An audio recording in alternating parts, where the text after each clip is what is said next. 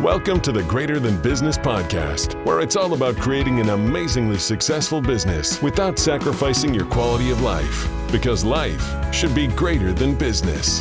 And now, here is your host, Courtney Bedore.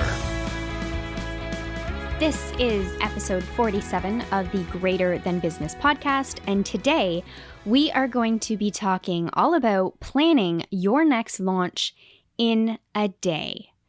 So I want you to throw all caution to the wind. I want you to sit down and I want you to plan how you are going to launch a product in one day. Now, plan the launch in one day, not just sit down and launch a whole product in one day, but we're going to plan the launch of that product in one day. So I've created a 12-step process that I use to launch products. Now, this can be for any product, big, small, medium. It can be for any length of launch. So you could have a 21-day launch, a 4-day launch, a 2-day launch. However long you want your launch period to be, this plan works for all of those occurrences. So what I want to do is walk you through what I use, and actually, if you are super excited about this and you want to download a copy, I will have this available for you. So at the bottom of this, basically on the show notes page, you'll be able to find this exact 12-step process that I use. But I am going to lay it all out for you here. But if you want a workbook that kind of refreshes it all for you, that is where you want to go. So make sure that you request access to our launch resource library, and that will give you all of the details. So firstly, what I want you to do is pick the product that you want to launch. So this is step one. So think about what product you are either in the process of building or you already have and you want to relaunch it, or whatever it is that whichever product it is that you are looking to sell to your audience. So I want you to focus on the product. So that is the first step. So figure out which product you want to use, and then that's kind of basically the first step, because depending on the product, then that's going to determine the rest of the launch questions that you have to answer as you're planning your launch.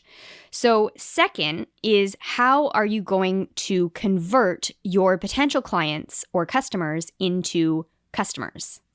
So what you want to do is think about the sales method and how you think your audience is going to best receive the information about this product. So let's say if you are launching an ebook as your next product. And ebooks are very vague. They could be on any topic. So I'm just going to focus on the fact that you are selling an ebook. So the ebook that you are selling, you're selling for, say, $17.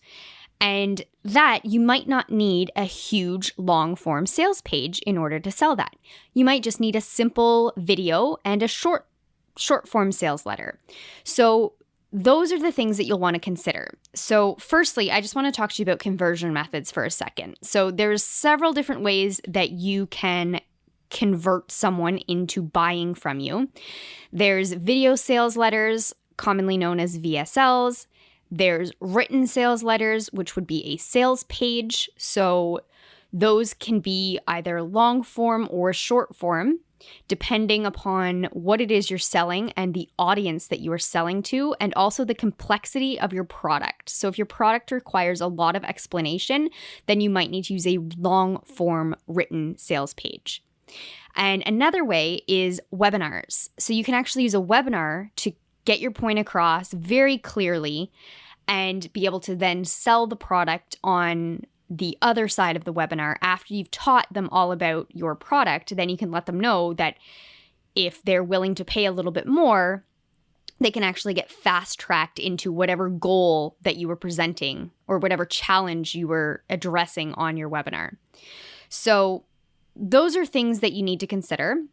Which sales method do you think is going to allow you to convert your audience to your product in the best way?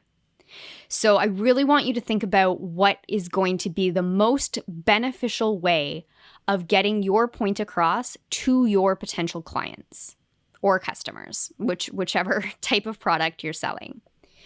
So that's step number 2.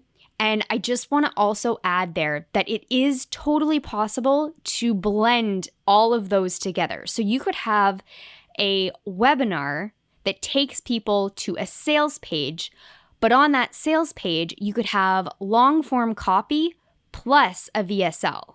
So it's perfectly okay to combine these sales or these conversion methods, but what we really want to do for this, the sake of this, like planning a launch in a day, is pick one and stick with it. And if you need to adjust later, then you can. So I hope that you guys really take that to heart, that you don't need to just pick one and stick with it for the rest of your life. Things can change, things can evolve, and things can always be kind of mushed together so that you get the best result possible for your potential customers, because that is, at the end of the day, that is who matters most. And I never want you guys to lose sight of that your clients and your customers should be your number one priority in your business, because without them, you don't have a business. Okay, point number 3 is the overall strategy of your launch. So why are you launching this product? What is the end result that you want your people to feel? What is it that you are trying to sell to them, and how is it going to better your business as well as better their lives? So I want you to think of the overall strategy. If you are just selling it for the sake of giving yourself a quick cash injection in your business, that's fine. Just own it and make sure that you know that that is the strategy of this launch. If it's to grow your audience and get more subscribers, and you're doing it as kind of a list building / launching a product, then that's fine too. There's many, many, many ways that you can go across building a strategy, but you have to have that overarching strategy behind your launch. And it can be anything. As I said, there is no shame in saying that you want to launch this product to boost your sales.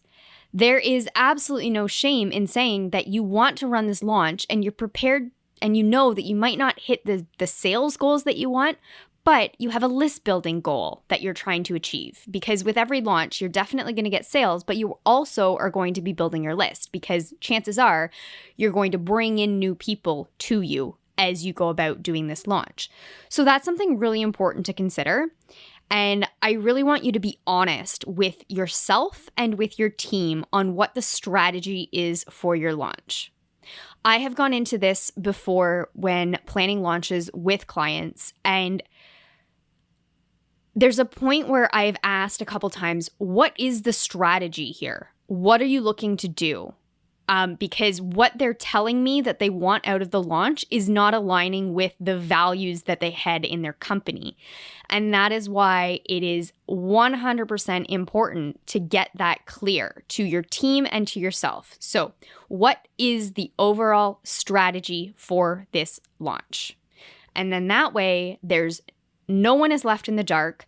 No one is trying to figure out what's going on, what's happening with the launch, and are we meeting these objectives that we set out in the overall strategy?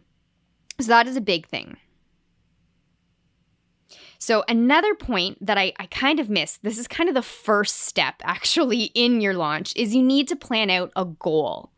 So that ties in with the overall strategy, but it should also be one of the main things that you want to highlight at the beginning of your launch planning is, what is your goal?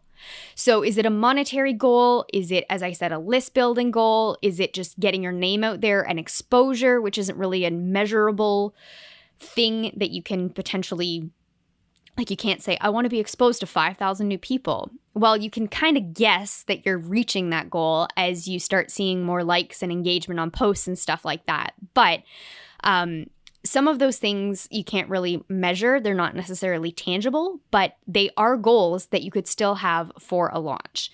So I want you to think about that first off.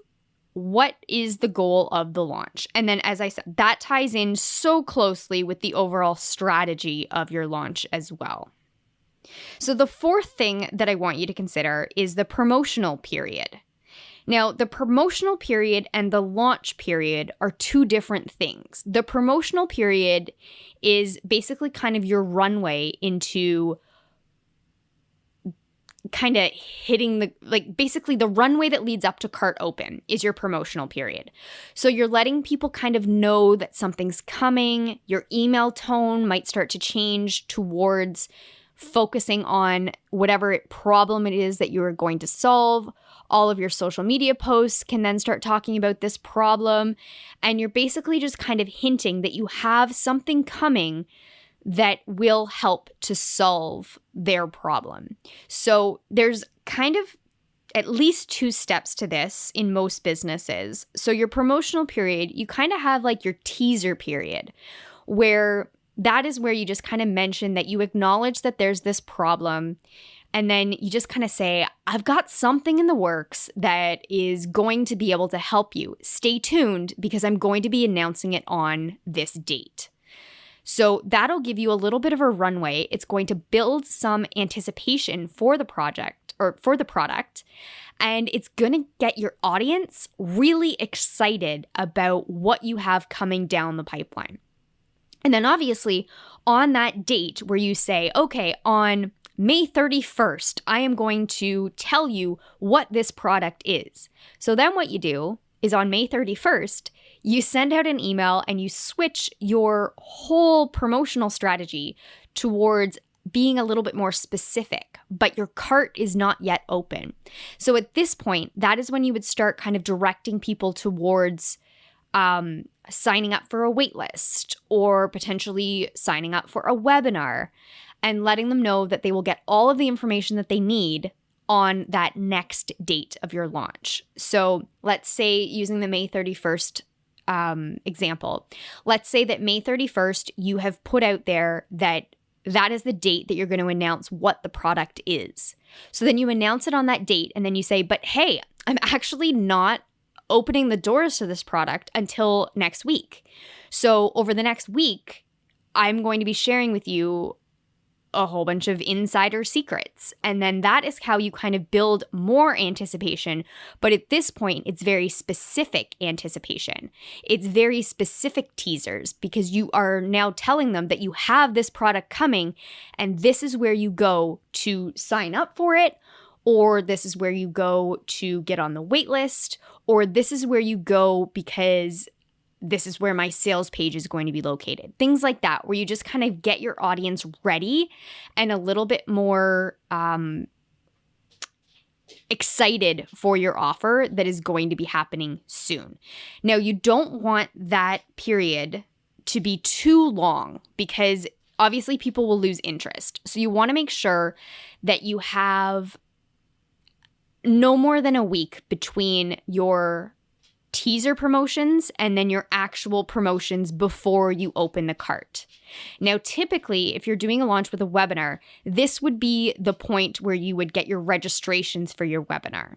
So if you're using a sales page, you might not even want a full week. You might only want 2 days, where basically you can just say, like, I'm going to send you these 3 tips over the next 2 days. And then on the third day would be actually when your cart opens. And then that would be the third tip, would then be telling them to go to your sales page.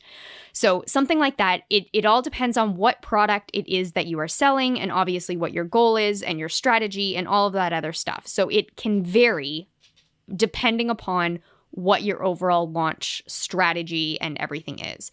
But those are the two things, the launch period and the promotional period, that I really want to talk about. So the promotional period, as I said, I just covered that. So now there's the launch period. So the launch period is actually when your cart is physically open. So when people are buying the product from you. So you can decide how long you want that launch period to be. If it's going to be a one and done 1 day sale, then that's it. You just have to make sure that during your promotional period, you let people know that it's only for one day. It's one day only. It's a hard stop. If you are not here on this day, then you will not be able to buy this product. Now, you could also make it a 2-week cart open. So you could just basically let them know that over the next 2 weeks, you're going to be doing lots of promotions. You're going to be hosting lots of webinars. But as of date, then cart is closed. You can no longer buy this product. So that's the difference between a promotional period and a launch period. And in the launch period, you're still promoting your product, but it's a shorter call to action, I guess you could say, where it basically is not teasing them. It's not being vague. It is like, I've got my cart open. It is open until X date. If you want this product, you must sign up by then, and I'm going to keep emailing you about this product because it's going to be helping you out.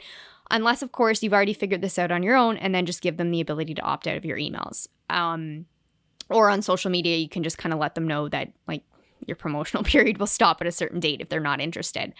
But that's another side of things. That's a whole other strategy that we can talk about at a different time.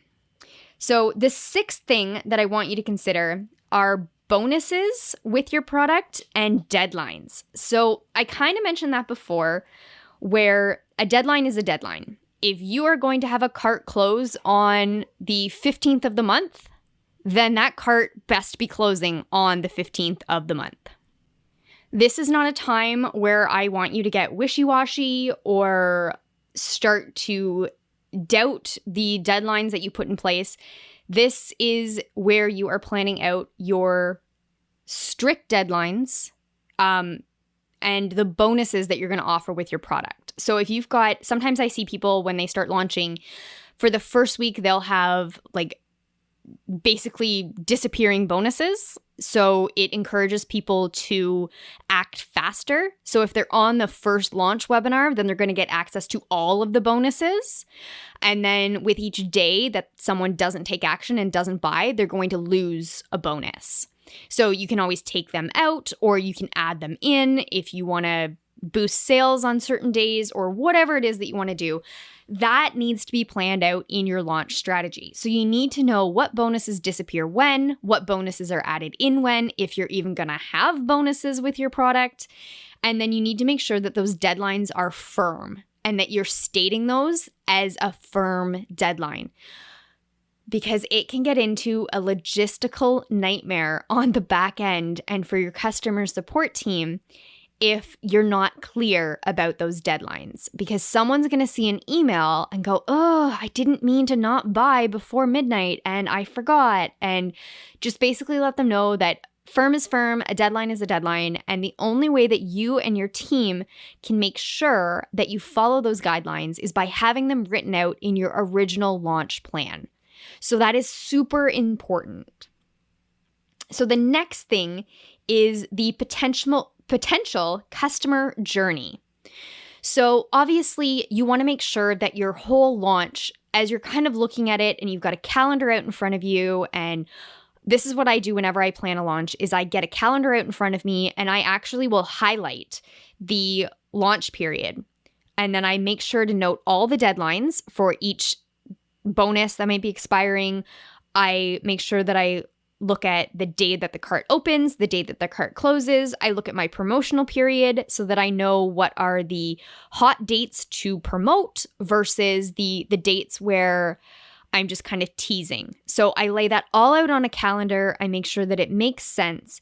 And then I look at the customer journey. Now, there's going to be 2 different customer journeys. There's always 2 different journeys. Sometimes there's more, but there's always at least these 2, your hot customers and your cold customers. So you want to make sure that you look at your launch plan from the eyes of both.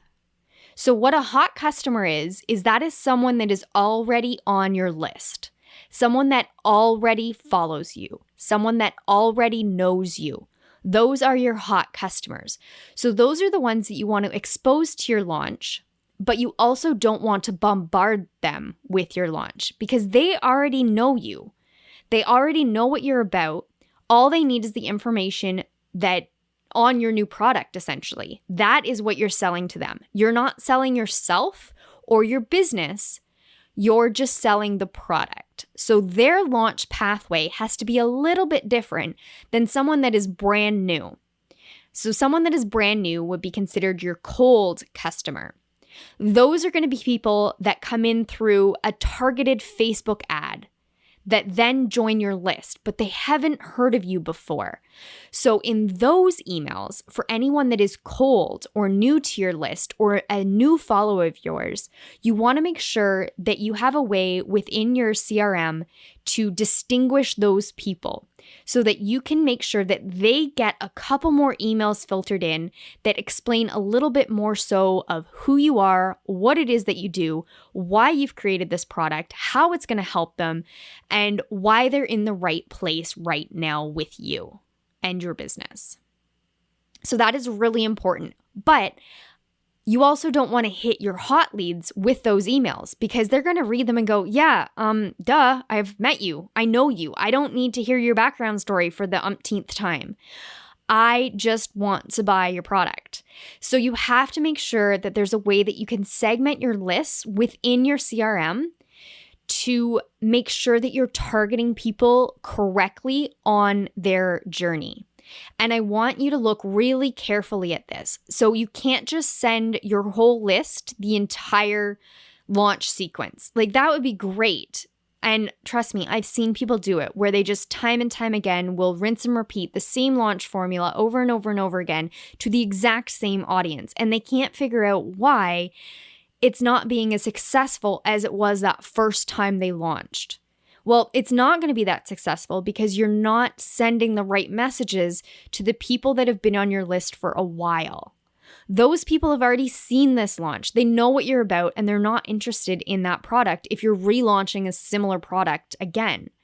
So you want to make sure that you're just kind of really targeting them with not the bare minimum messaging, but just very curated messaging so that they understand that this is a different product or it's a different launch, or maybe you can word it like, I know this wasn't good for you last time I launched it, but I really want you to think about where you are in your business now, and maybe, just maybe, this will be a good fit for you now. And if you're not at that place in your business or in your life or whatever it is that you're selling, then you can just kind of say to your potential client, and that's okay if this isn't the right time for you.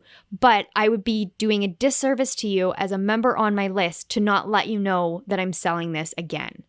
So you want to make sure that your messaging is tailored towards those two different subsets. Now, obviously, your launch emails, once you get into like the actual launch period, those are going to be a little bit different, but they're generally kind of the same. Whereas at that point, you would hope that both your hot leads and your cold leads are both kind of interacting with the emails. And that is kind of, at that point, you start targeting different segmentations. So those would be during your launch period, basically the engaged list and then the unengaged list. So that can be made up of hot and cold customers.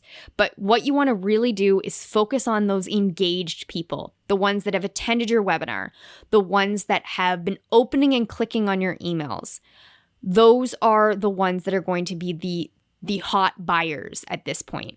Whereas the ones that are not engaging in your launch emails, maybe you can set them through a different email series that tries to encourage them to engage a little bit more and make sure that they are actually, like your emails are actually getting into their inbox. So a way that I would do that and try to cater to your unengaged list is think about where they might also be following you. So could they be following you on Twitter, Facebook, Instagram, LinkedIn, whatever it is that you use as another social media platform? Maybe that's why they're not opening your emails. So it's not that they're not seeing your message. They're still getting it. Maybe they're not taking action though because you're not posting it as frequently on your social media.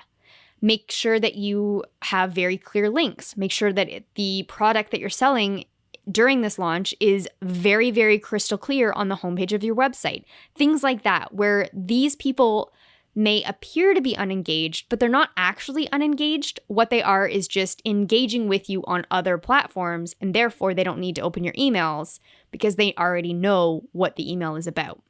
And if they do just open one email, hopefully that's the email that has the cart open or the some incentive to buy. So those are things that are really important to consider when you're thinking about your customer journey. But this could make or break your launch. So I want you to spend a little bit of time sitting down and really thinking about the two different tracks for your customer journey. And then also when it switches to cart open, how then you could also segment two different lists from there, being the unengaged versus the engaged customer journey. So the next thing that I want to talk about is getting the perfect people into your launch. So obviously the perfect people are going to be people that have already been on your list and have not yet already purchased this product. And if there is one little thing I want to add in here, if you have sold this product that you are going to be promoting in the past, please exclude all previous people that have purchased this product. This is the biggest annoyance that I have in the online industry, is if I have already bought your product, every single year when you go relaunch that said product, I don't want to be a part of your marketing campaign. I've already bought the product. I can't rebuy it. Oh, I could, I guess, but it doesn't make sense for me to rebuy it. And I find that at that point, if you're emailing me and you haven't properly removed me from your list for the next promotion of that same product I've already bought, then I start to not engage with your emails. I kind of gloss over your name in my inbox. I don't pay attention to your social media feeds. Or posts, I guess. I remove myself. I kind of check out momentarily from your list. But then the problem is because I'm checking out of your emails, I'm not looking at them, I'm not engaging. I don't know when your sale or your promotion is going to be over. So then once it is over and you're back to producing valuable content and emails that are not promotional, sometimes I might miss those. And then I may become a very unengaged contact. So that is a really important thing that I want you to think about here with launching, is that you need to be targeting the perfect people, and you need to be making sure that you remove people that have already bought the product. So that is number one. Now, number two is getting new perfect people to your list. So that is a way that you could encourage your list that you already have to share with a friend, or use Facebook ads and target people that are in your groups or Facebook pages or things like that already kind of know you. Make sure that they're getting on your list so that they can be part of this launch journey. Make sure that you are crafting your offer towards those perfect people. Make sure that you know who your perfect person is for this product. So that goes back to your ideal customer. If you don't have an ideal customer in mind for this product, then you have to go back to the drawing board and you have to make sure that you are crystal clear on who your product is meant for and why people need this product because they are in this state. So that is super important, and I want to make sure that you are keeping that top of mind during your launch planning process, because you have to make sure that you are targeting the right people with this promotion. So the next step is step number 9, which is the copy on your sales page. So I did say that this would be planning your next launch in a day. And obviously you can't write your entire launch copy or sales page copy in a day. That is unreasonable to request. So what I want to do here is just basically let you know that you want to consider the copy that you want to have on your sales page. So quickly jot down a couple 5 main points that need to come across on your sales page, or 5 main points that need to come across in your webinar. So 5 main points that you need to make sure that throughout your entire launch, you are going to be including that in your copy, because that is going to help your conversion rates and get your sales up there. The next thing is graphics. So same thing. I'm not going to ask you to make all of your launch graphics in one day, but what I want you to do is sit down and do a general plan of what graphics you need.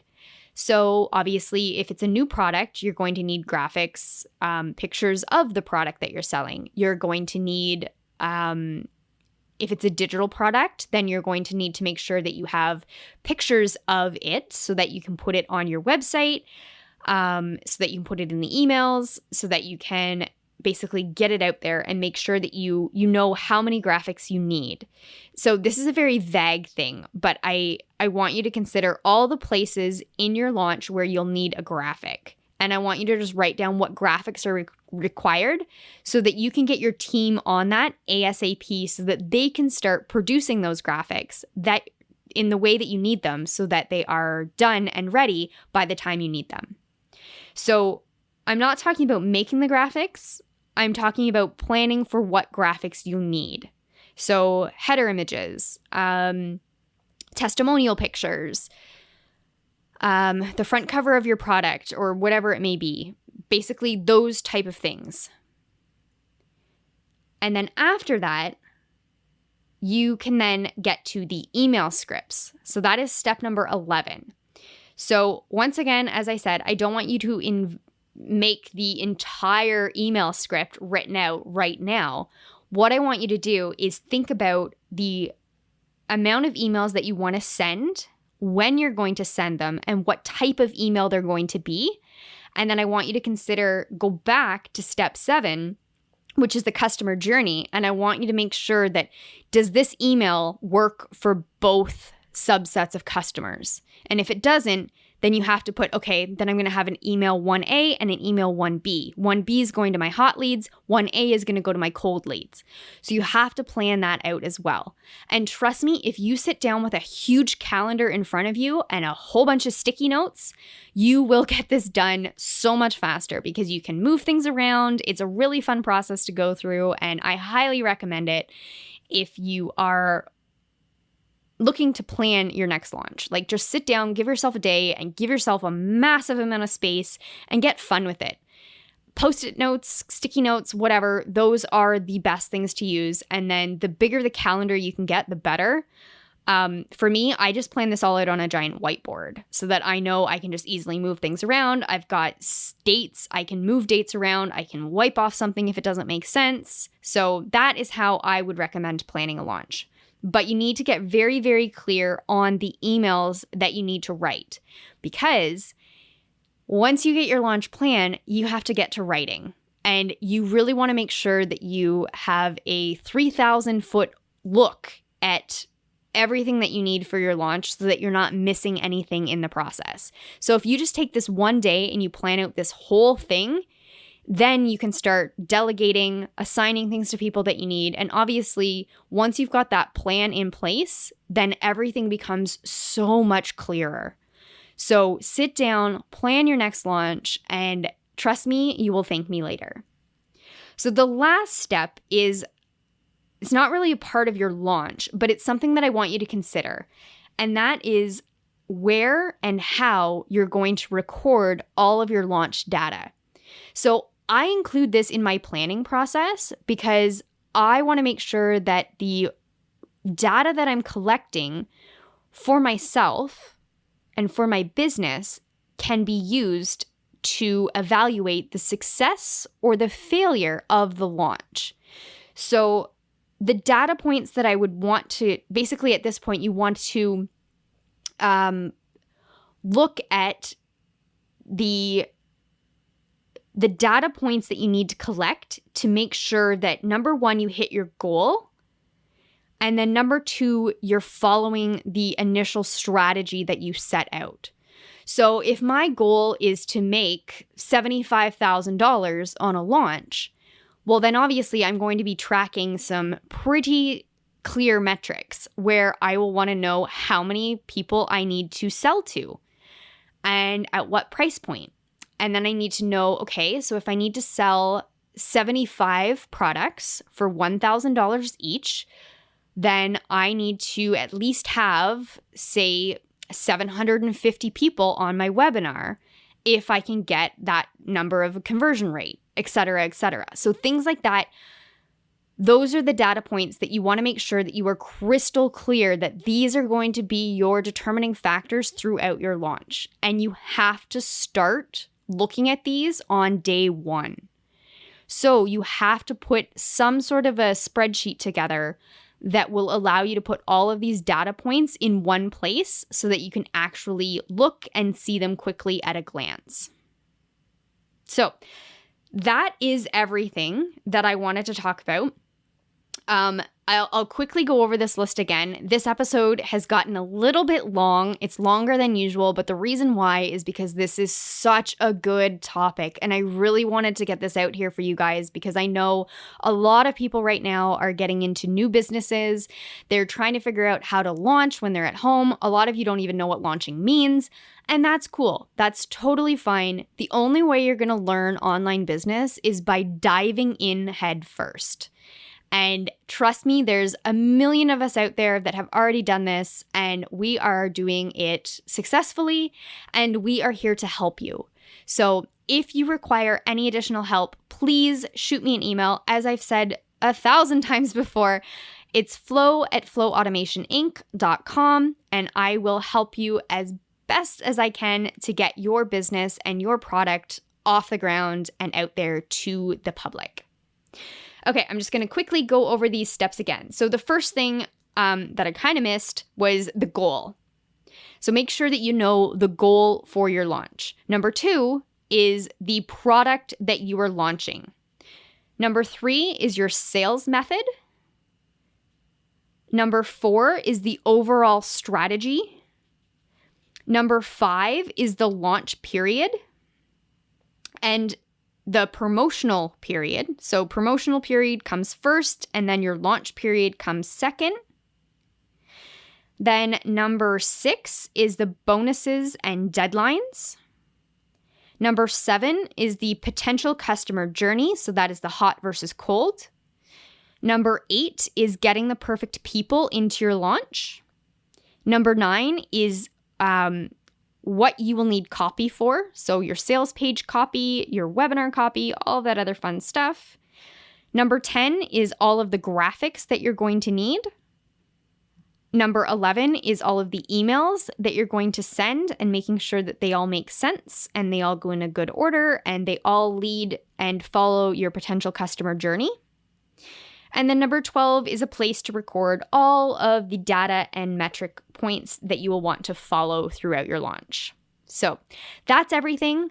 I hope that you guys enjoyed this episode. I know that I went super fast over a lot of really hard topics, but if you need more guidance, there's always resources for you in the show notes. And you can find the show notes for this episode at greaterthanbusiness.com/047.